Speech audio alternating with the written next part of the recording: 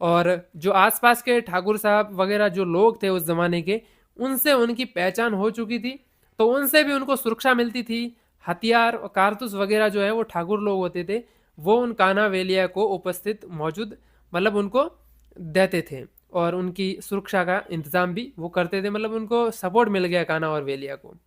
और कहते हैं कि कान्हा और वेलिया ने कभी गरीबों को नहीं सताया, बहन बेटियों के प्रति वो सम्मान का भाव रखते थे।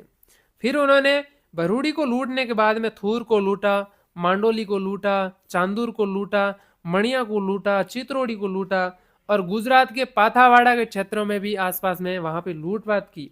और उसके बाद में वो आबू रोड के जो गिरवा क्षेत्र है, आबू रोड का गिरवा क्षेत्र, गिरवर, उस क्षेत्र के अंदर चले जाते हैं और वहां पर रहते हैं। और गिरवर क्षेत्र के अंदर ही कहते हैं कि उनकी मुलाकात होती है चंपा भरवाड़ से।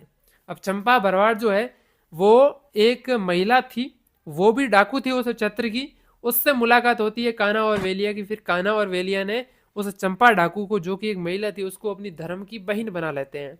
फिर वो 2 से 3 हो गए और तीनों वापस सुंदा के पहाड़ों में आकर के यहाँ पर रहने लगे।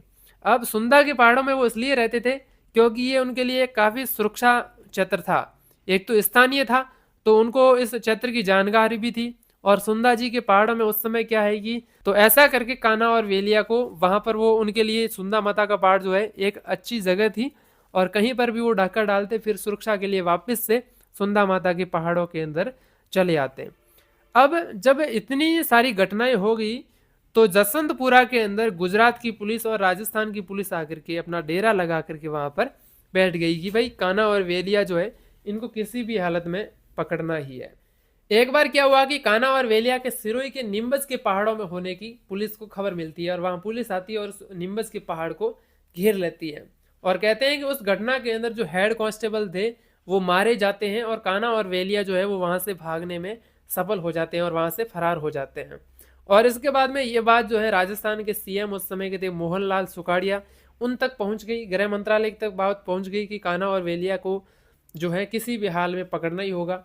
तो जब राजस्थान के मुख्यमंत्री तक ये बात पहुंची तो उन्होंने कहा कि कैसे भी करके उन्हें पकड़ो। तो पुलिस वालों ने कहा कि हमसे तो वो पकड़ में नहीं आ रहे हैं, एक आइडिया करते हैं कि उधर बाकासर साइड में डाकू है बलवंत सिंह, उनसे सहायता लेते हैं।